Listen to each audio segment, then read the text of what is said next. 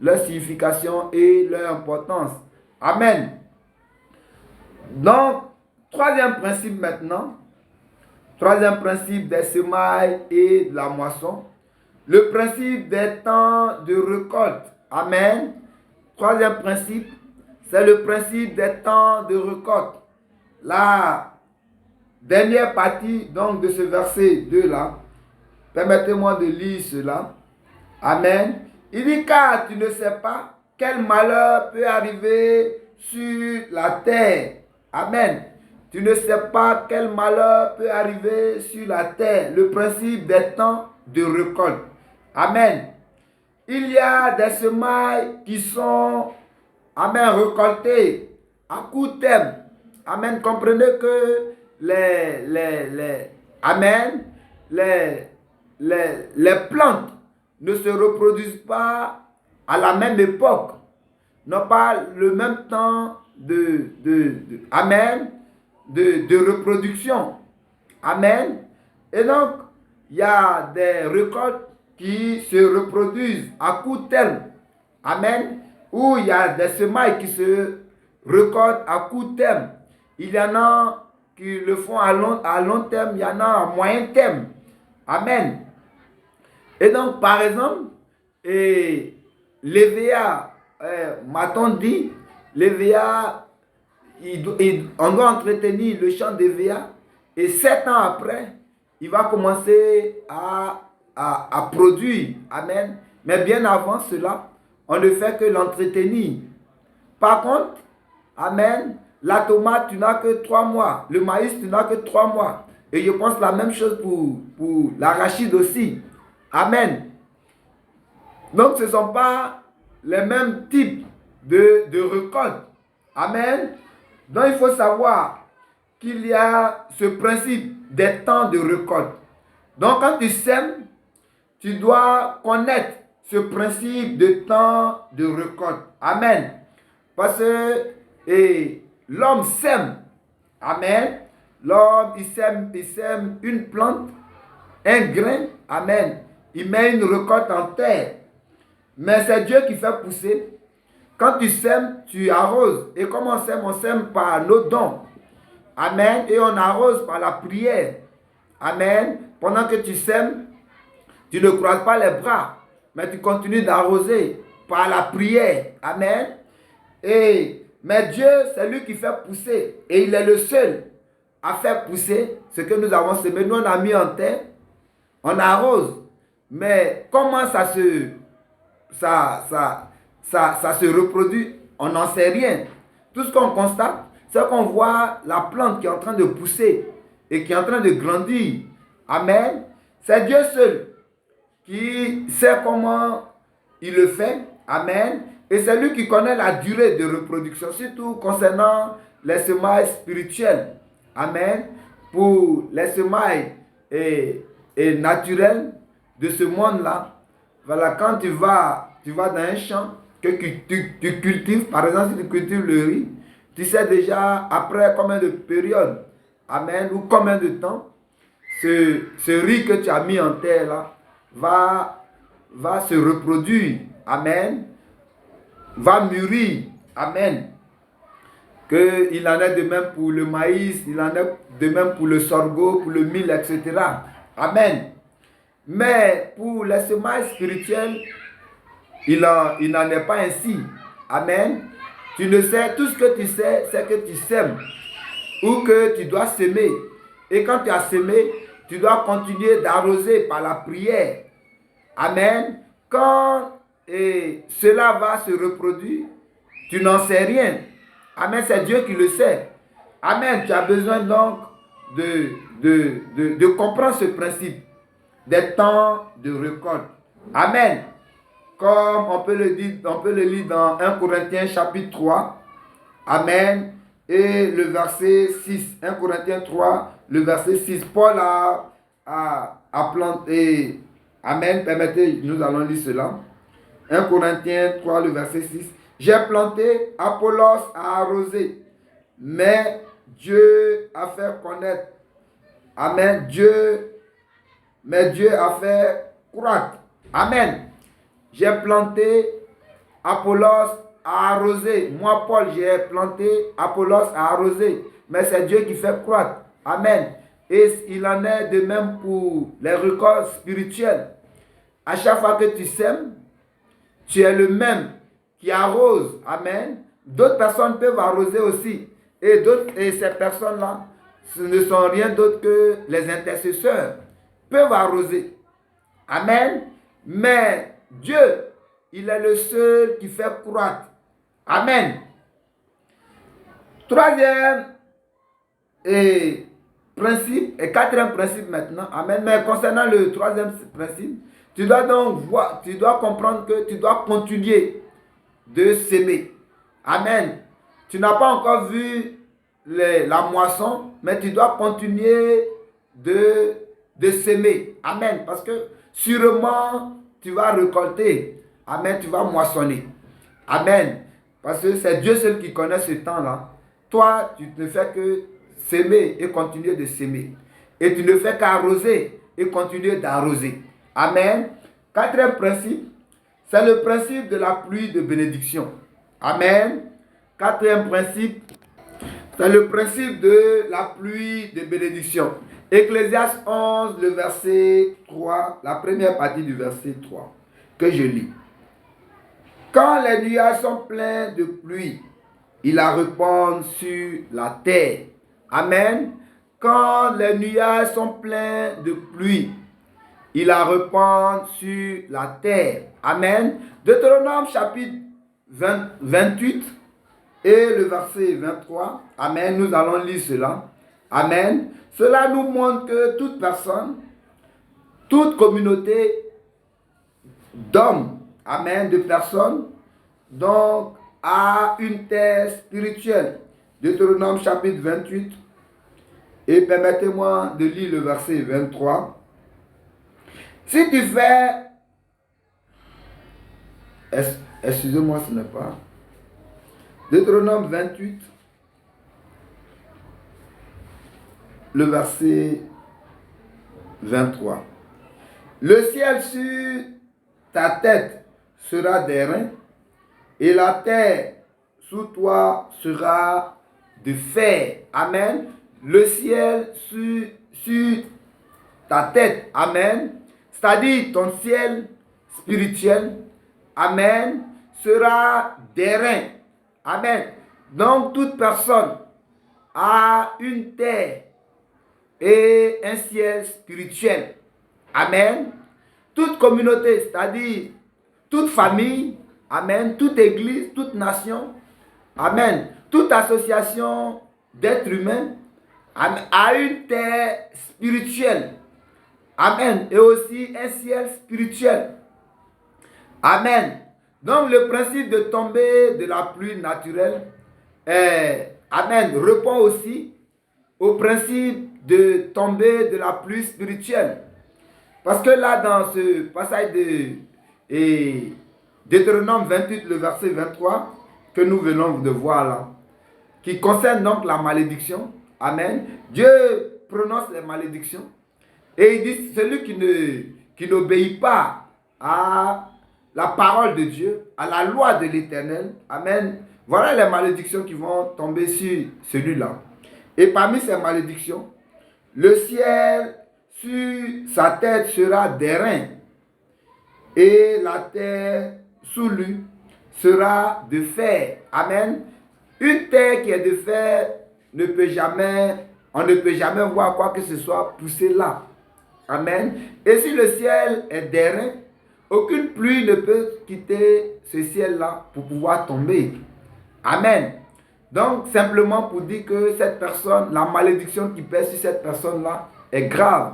Cette personne va vivre comme un mendiant simplement. Cette personne ne se retrouvera jamais dans la vie. Amen. Jusqu'à ce que finalement, elle soit totalement détruite. Amen. Donc c'est cela. Le principe de la tombée de la pluie naturelle est donné, et nous allons lire cela par Job chapitre 36. Amen.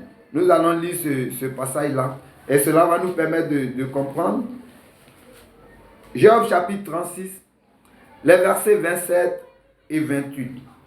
Job 36, versets 27 et 28. Et je lis. Il attire à lui les gouttes d'eau. Il les réduit en vapeur et forme la pluie. Les nuages la laissent couler. Il la répand sur la foule des hommes.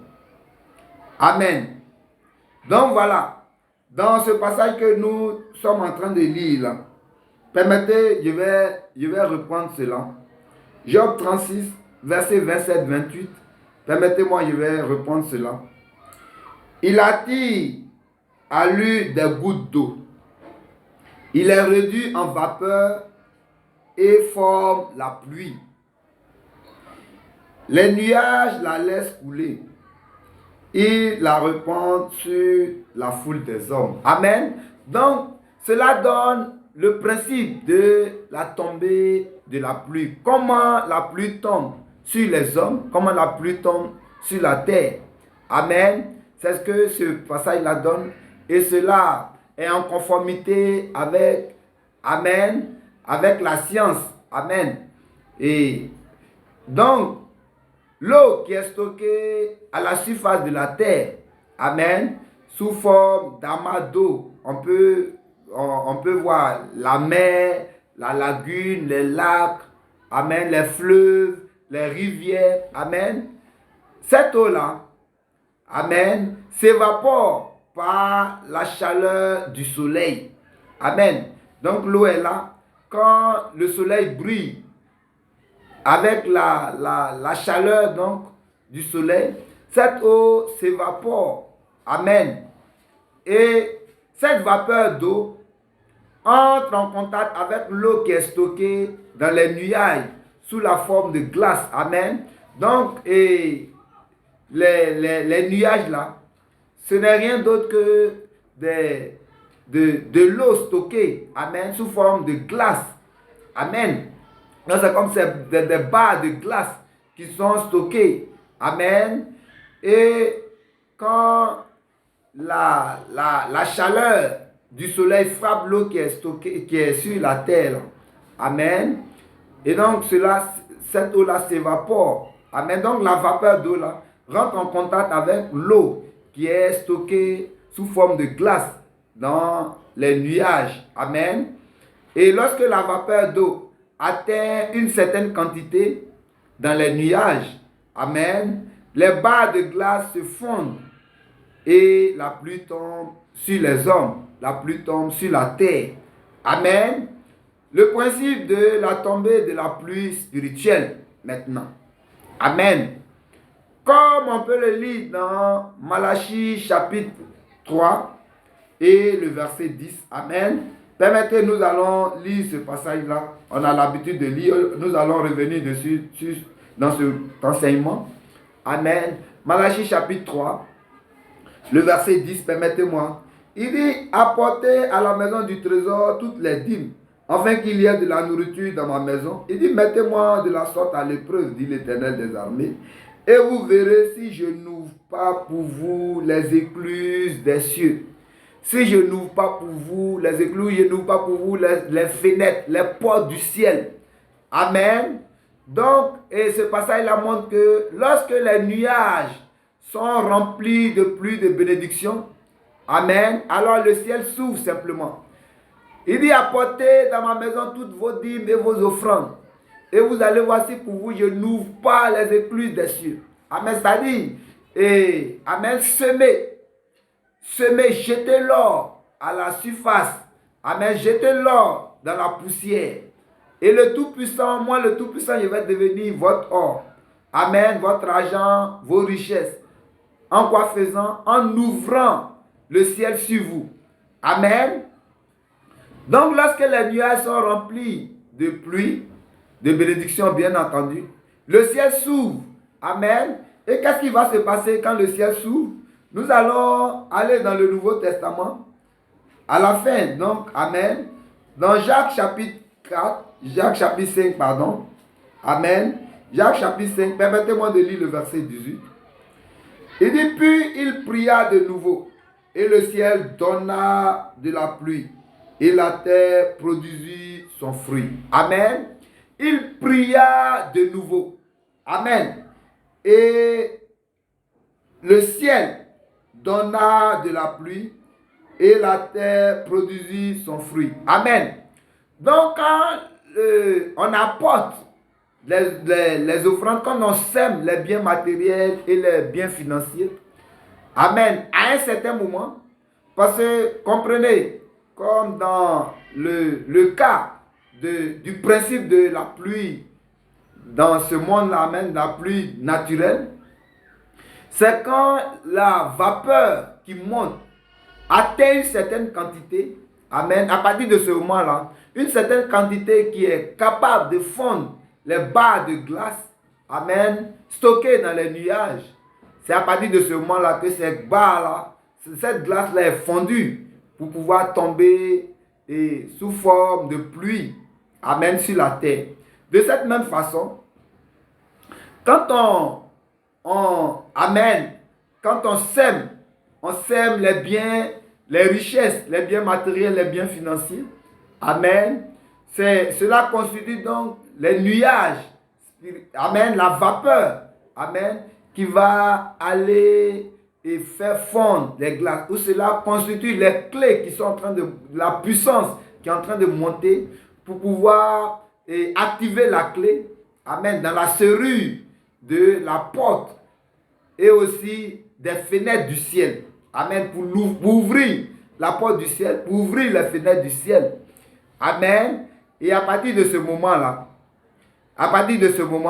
amen, comme on l'a lu dans Jacques chapitre 5, le verset 18, amen, le ciel donne la pluie. Amen. Le ciel s'ouvre, quand le ciel s'ouvre, la pluie n'a pas autre chose, autre moyen, ou du moins, la pluie n'a pas autre raison que de descendre sur la terre. Amen. Et à partir de ce moment-là, donc, les bénédictions descendent. C'est ce qu'il a appelé ici le royaume de Dieu. Amen. Il dit, puis il pria de nouveau et le ciel donna de la pluie et la terre produisit son fruit. Amen. Et dans Malachie chapitre 3, le verset 10 là, il dit, vous allez voir si pour vous je n'ouvre pas les éclus des cieux, si je ne déverse pas sur vous les bénédictions en abondance. Amen. Donc les bénédictions de Dieu descendent. Amen. Les bénédictions de Dieu, c'est ce qui est ici le royaume de Dieu. Donc cela descend sous forme de pluie sur la terre. Amen. Donc voilà le principe. Donc tant que tes dons, tant que tes offrandes, tant que ce que tu sèmes n'a pas atteint une certaine quantité, amen, qui est déterminée par Dieu seul, amen, parce que quand vous voyez l'eau qui s'évapore à partir des amas d'eau qui sont sur la terre, amen, cette eau-là, la quantité qu'elle doit atteindre pour pouvoir faire tomber la pluie, tu ne le sais, moi non plus, amen, Dieu seul le sait. Et de cette même façon, amen, la quantité de nos biens que nous devons s'aimer préalablement, afin d'ouvrir notre ciel pour que les bénédictions que nous attendons, que nous voulons descendre, amen, cela, amen, nous ne connaissons, amen, nous ne connaissons donc cette quantité de biens matériels, de richesses que nous devons s'aimer au préalable. Amen. Que le Seigneur te bénisse. Dans le nom de Jésus. Donc voilà le quatrième principe, le principe de la pluie de bénédiction. Cinquième principe, c'est le principe de donner est plus profitable que recevoir. Amen. Cinquième principe, c'est le principe de donner est plus profitable que recevoir. Ecclésiaste chapitre 3 et la dernière partie. Ecclésiaste 3 et je lis la dernière partie. Et si un arbre tombe au midi ou au nord, il reste à la place où il est tombé. Amen. si un arbre tombe au sud ou au nord, il va rester là où il est tombé. Amen. Parce que l'arbre, il ne se lèvera pas de lui-même. Là où il est, il restera là jusqu'à ce que, et finalement, des années et des années passent jusqu'à ce que cet arbre pourrisse. Amen. Sinon, il sera là où il est. Amen. Donc, c'est cela. Le principe de donner est plus profitable que recevoir. Amen. Ce verset signifie que si un revenu, amen, ou un don, un bien matériel, un bien financier, une richesse, amen, n'a pas été sémé, il ne peut se reproduire. Amen. Ce don-là, cette richesse-là ne peut se reproduire. Amen. Si on n'a pas sémé, on n'a pas donné, cela ne donnera rien, cela ne produira rien dans notre vie. Amen. C'est pourquoi le Seigneur Jésus lui-même il dit, dans Actes chapitre 20, le verset 35, il dit, il y a plus de bonheur à donner qu'à recevoir. Parce qu'en donnant, qu'est-ce que tu fais? Tu sèmes. Et c'est ce qu'on sème, c'est ce qui se multiplie. Mais ce qu'on a gardé, on n'a pas semé, on a gardé. Ça ne peut pas se multiplier. Amen. Et pour mieux comprendre ce que je dis, si j'ai 10 millions de francs et que je prends ces 10 millions-là et je m'en vais les enterrer quelque part, des années après, ces 10 millions resteront 10 millions. Amen. Si jamais ces 10 millions n'ont pas été repérés par quelqu'un amen, qui ensuite va les dérober. Amen. Ou si des bêtes, amen, ne l'ont pas détruit. Amen. Ces 10 millions-là resteront 10 millions. Et c'est pourquoi il dit que si un arbre tombe au midi ou au nord, il restera à la place où il est. Amen. Par contre, si tu as jeté ton or, si tu as fait un don, si tu as investi, amen, si cet argent-là, tu allais le prendre pour le mettre à la banque, des années après, tu ne vas pas retirer seulement 10 millions, mais tu vas le faire avec intérêt. Amen, ça c'est dans ce monde-ci. Mais spirituellement, c'est encore plus vrai. Amen, parce que tout ce que nous donnons, nous sommes en train de semer. C'est pourquoi le Seigneur Jésus dit, il y a plus de bonheur à donner. Parce que quand tu donnes, tu sèmes. Amen. Qu'à recevoir. Recevoir, ce n'est pas mauvais. Amen, ce n'est pas du tout mauvais. Mais semer est plus profitable. Amen. Parce que quand tu reçois, c'est comme tu as eu un bien. Amen. Mais si par exemple je reçois 10 millions, j'ai reçu 10 millions, mais si je m'avais fait une offrande de 10 millions, je suis allé semer 10 millions qui vont se reproduire dans ma vie. Ça ne sera plus 10 millions que je vais récolter un jour. Amen. Amen. Je vais récolter au moins au centuple. Amen. Donc je vais récolter au moins 100 millions un jour. Amen. À 1 milliard même un jour. Amen. Amen. Donc voilà. Donner est plus profitable que recevoir. Donc si tu as des biens et que tu les gardes, amen, et tu ne les sèmes pas, cela, en tant qu'enfant de Dieu, cela est vraiment dangereux. Et dans Marc chapitre 10, Luc chapitre 10, c'est Marc, amen, chapitre 10 que nous avons lu tout à l'heure, c'est bien Marc chapitre 10, amen, à partir du verset 20 jusqu'au verset 24. On a vu là comment cet homme-là, il ne faisait pas autre chose que de faire tomber son arbre. Et son arbre était là. Son arbre ne bougeait pas. Amen. Qu'est-ce qu'il faisait? Il gardait ses richesses. Et quand le Seigneur lui donnait ce principe qui était vraiment profitable pour lui, le Seigneur lui demandait de s'aimer. Amen. Ses biens, ces richesses-là vraiment, il a eu beaucoup de mal, comme la plupart des chrétiens. Amen. Donc voilà. Cinquième principe, le principe de donner est plus profitable que recevoir.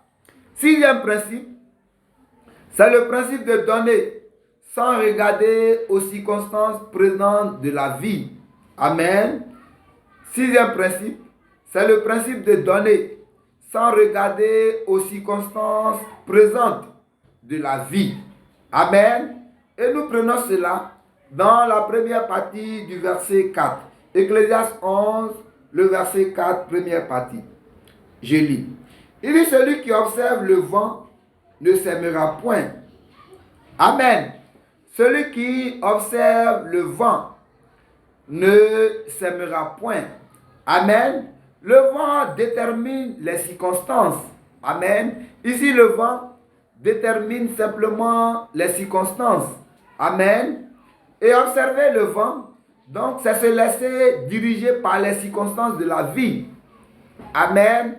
Observer le vent, c'est se laisser diriger ou se laisser conduire par les circonstances de la vie. Amen.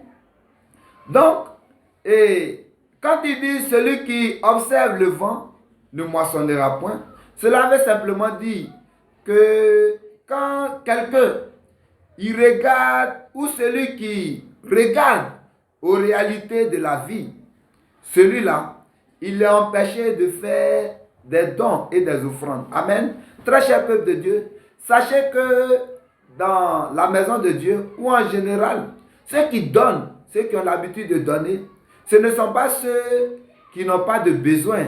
Amen. Non. C'est ceux qui ont résolu de donner coûte que coûte. Amen. Comprenez que quand les richesses augmentent, les besoins aussi augmentent. Amen. Donc les gens, ils ont toujours des besoins. L'argent n'est jamais suffisant. Amen. Les besoins augmentent avec les richesses. Amen. Donc si on veut regarder aux circonstances de la vie, on ne pourra jamais donner parce que l'argent ne sera jamais assez. Ceux qui donnent, ce sont ceux qui ont planifié de donner. Amen. Ceux qui donnent, ce sont ceux qui ne regardent pas aux réalités, aux circonstances présentes. Amen. Pour pouvoir donner. Ceux qui donnent, c'est ceux qui savent qu'ils doivent donner pour pouvoir recevoir en retour. Amen. C'est cela la sagesse de Dieu. La sagesse de Dieu demande de continuer de donner, de continuer de faire des offrandes, malgré toutes les situations difficiles vécues. Amen. Par exemple, me concernant moi-même, j'ai fait un vœu, une alliance avec mon Dieu. Amen. Et en accord avec mon épouse. Amen. Donc, chaque mois, il y a une certaine somme que je dois donner à Dieu. Amen. Bon, si je dis une certaine somme, cela veut dire que cela voudrait peut-être dire que la somme est déjà définie au préalable. Non, la somme n'est pas définie au préalable, mais elle est circonstancielle. Amen. Mais selon les circonstances, amen, elle est définie au préalable. Amen. Ce n'est pas la somme en tant que quantité qui est définie au préalable, mais la somme selon la situation. Amen. Et aussi ma femme, elle, pour elle, c'est défini en pourcentage. Amen. Et par moment, quand nous recevons donc de l'argent dans le mois, nous mettons cet argent-là de côté. Et dans le mois, nous pouvons avoir des difficultés financières. Amen. Nous pouvons avoir même toutes sortes de difficultés. Amen. Mais cet argent ne nous appartient pas. Amen. On peut avoir tellement de difficultés, même par moment, pour acheter une couche. Amen. Pour le bébé, couche 50 francs. Cela n'est pas une chose aisée. Amen. Pour pouvoir, amen, pour pouvoir faire les dépenses élémentaires. Cela n'est pas une chose aisée. Pourtant, cet argent-là, il est là, il est avec nous. Et on ne le touchera jamais. Amen. Jusqu'à ce que la fin du mois arrive et que nous partons pour faire ce don-là, conformément à l'engagement que nous avons pris vis-à-vis de notre Dieu. Donc c'est cela la sagesse de Dieu. Cela demande de continuer de faire des dons malgré toutes les difficultés vécues. Amen. Donc ce ne sont pas les gens qui sont riches qui donnent. Amen. Ce sont les gens qui ont planifié de donner. Amen. Ce sont les gens qui connaissent le principe de donner sans regarder aux circonstances présentes de la vie. Donc si tu veux donner, si tu veux payer ta dîme et tu veux regarder, et tu regardes, amen, la situation et que tu vis actuellement, tu ne pourras pas donner parce que tu vas voir que tes dépenses sont trop. Amen. Mais la dîme, tu le fais. Amen. Dès que tu as ton argent, la première des choses, c'est d'enlever la dîme. Mais nous allons voir tout cela dans cet enseignement-là. Amen. Septième principe. Amen. Septième principe des semailles et de la moisson. C'est le principe de moissonner sans regarder au nuage spirituel. Amen. On a déjà dit que chaque homme, chaque communauté, amen, a son nuage spirituel. Amen. Donc, le principe de moissonner sans regarder au nuage